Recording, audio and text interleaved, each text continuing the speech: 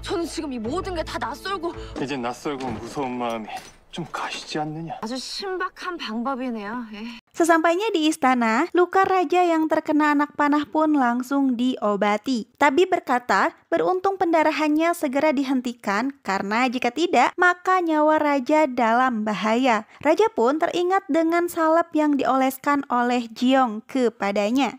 Mokju merasa penasaran dengan orang yang menghentikan pendarahan itu. Raja memberitahunya bahwa orang itu adalah Jeong. 신경 쓰이는 게 천하의 강수건이. Mokju juga bertanya tentang tempat tinggal istimewa yang dikatakan raja kepada Jeong. Apakah itu di Byulgung? Byulgung sendiri adalah tempat istimewa yang disiapkan untuk calon istri atau selir raja. Rupanya, tempat istimewa yang dimaksud raja adalah sebuah penjara kecil di sudut istana.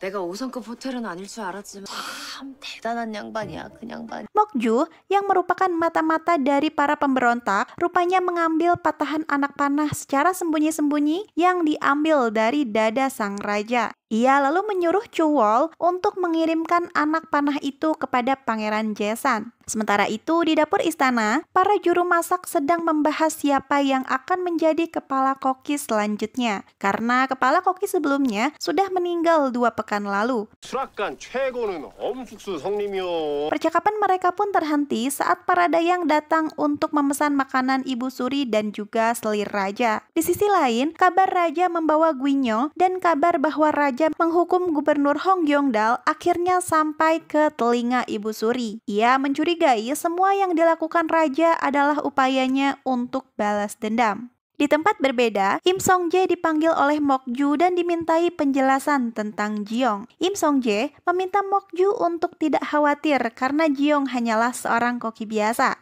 Lalu Mokju memberi perintah agar Song-jae membawa para budak Gyeongdal ke Jahongmun. Song-jae khawatir rencana itu akan menimbulkan masalah di kemudian hari, tetapi Mokju tidak bisa dibantah. Akhirnya, Song-jae pun menuruti perintah itu. Im Song-jae yang merasa muak kepada Mokju mulai merencanakan untuk membuat raja mengangkat Jeong sebagai selirnya. Ia merasa Mokju telah menyalahgunakan posisinya yang hanya sebagai selir. 곧 알게 되실 겁니다. 어심이 누구를 향하고 있는지를. 내가 전하께 새 놀이판을 만들어드렸으니. Pada malam harinya, seorang pria bertopeng mendatangi Jeong dan mengajak mereka untuk kabur. Jeong dan Gilgem pun mengikutinya.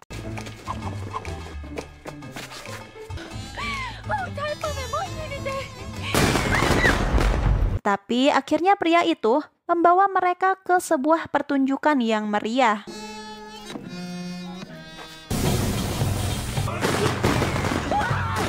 Di tengah kebingungan itu, Jeong dibuat terkejut saat melihat salah satu penari topeng itu adalah raja.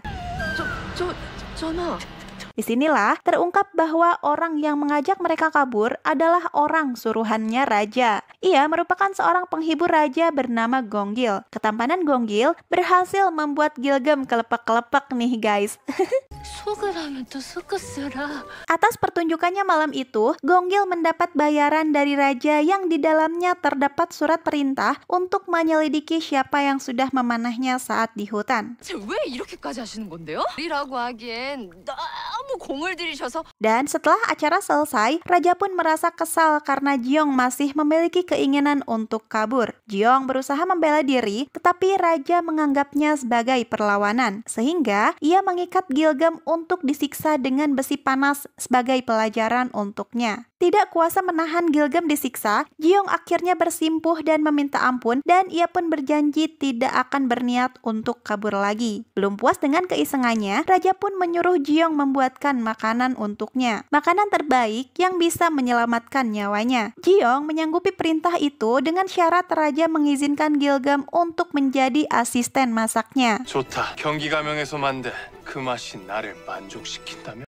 Setelah mendapat izin dari raja, mereka pun pergi ke dapur untuk memasak. Jeong menangis karena merindukan ayahnya. Tetapi berkat support dari Gilgem, Jeong akhirnya bertekad untuk melanjutkan hidup dan melakukan yang terbaik agar ia bisa pulang ke masa depan. Setelah mereka sampai di dapur pun, mereka tidak mendapatkan sambutan yang baik. Para juru masak di sana sangat membenci Jiong 아따 야박질 하셔. 요렇게는 따지고 드신대요. dan mereka pun melaporkan hal itu kepada sekutu masing-masing. Malam itu, Jiong memutuskan untuk membuat 3 sajian adiboga khas Perancis. Dengan dibantu Gilgam, tangannya yang cekatan mulai mengolah bahan-bahan menjadi sebuah makanan yang lezat.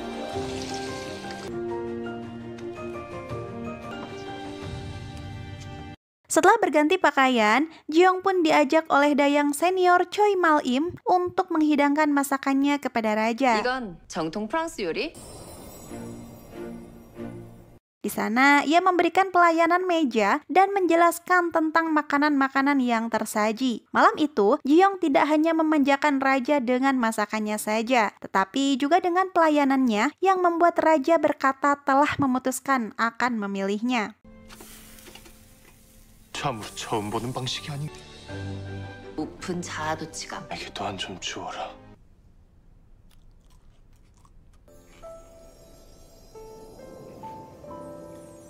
Di saat yang bersamaan, selir Kang Mokju datang ke sana untuk menemui raja. Tetapi ia dicegat oleh para pengawal karena raja sedang tidak ingin diganggu. Mokju yang tidak mempercayai ucapan mereka akhirnya merangsek masuk hingga membuatnya bisa melihat raja dan Jiong di dalam sana melalui celah pintu. Barulah setelah raja mengusirnya, ia pun pergi dari sana. Rupanya, itu adalah pertama kalinya raja menolak kedatangan selir Kang. Im Song-jae memberitahu Jiong bahwa setelah ini ia pasti akan diincar oleh Mokju dan dihabisinya. Im Song-jae memanfaatkan kesempatan ini untuk mengajak Jiong bersekutu dengannya. Ia berjanji akan melindungi Jiong asalkan Jiong mau bekerja sama. Jiong yang merasa tidak aman dari Mokju menyetujui ide itu dengan syarat Im Song-jae membantu mencarikan tasnya. Setelah keduanya sepakat, mereka pun setuju untuk bekerja sama. Dugaan Song-jae pun benar-benar terbukti. Malam itu, Mokju yang marah karena ditolak oleh raja menyusun rencana untuk menyingkirkan Jiong dari istana. Dengan bantuan Mansuk, mereka mengintimidasi Jiong di dapur. Dari mulai membuat kayu bakar basah, menyimpan ular di dalam wadah beras, hingga menyebarkan kecoa. Perundungan ini membuat Jiong dan Gilgam tersiksa hingga membuatnya berpikir untuk mengadukannya kepada raja. Tetapi, Jiong khawatir raja akan membunuh mereka. Akhirnya ide itu pun dibuangnya jauh-jauh. Keesokan harinya, raja mendapat tekanan dari para menteri yang marah karena raja bertindak seenaknya. Dari melewatkan banyak ritual hingga mengasingkan gubernur Gyeongdal ke sebuah pulau terpencil. Mereka merasa raja bersikap tidak adil karena mengasingkan Gyeongdal, sementara itu Guinyo yang sama-sama telah menghinanya malah dibawa ke istana. Rupanya, rumor ini berasal dari Mokju. Tentu saja, mereka menyebarkan rumor ini karena ingin menyingkirkan Jiong dari sana. Tetapi rencana mereka meleset jauh dari harapan. Alih-alih menghukum mati Jiong, raja malah mengumumkan mengangkatnya menjadi kepala koki istana.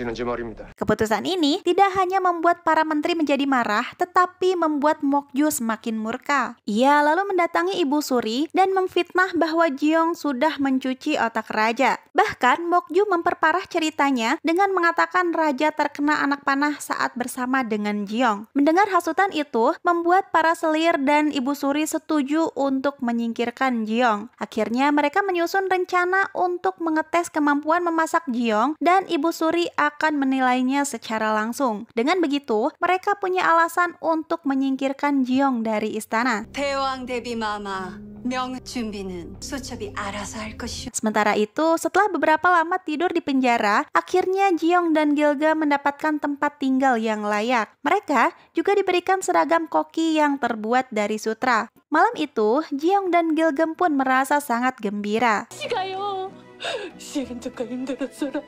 Tetapi kegembiraan mereka berbanding terbalik dengan Bongsik dan Mansu yang merasa tidak terima kepala koki mereka adalah seorang wanita. Karena ditunjuk langsung oleh raja, mereka tidak bisa melakukan protes. Tetapi mereka bisa membuat Jiong dengan sukarela melepaskan jabatannya. Hari pertama Jiong bekerja, ia disambut dengan tidak ramah. Mereka berbuat hal yang bisa menghambat pekerjaannya, seperti menyembunyikan daging dan saus terbaik, juga membuat pisau-pisau di sana menjadi tumpul. Paham dengan situasi seperti ini, Jiong pun mulai mengintimidasi mereka, hingga membuat mereka mau tidak mau mengembalikan semuanya seperti semula. Dan di saat yang bersamaan, ia pun dipanggil menghadap Ibu Suri.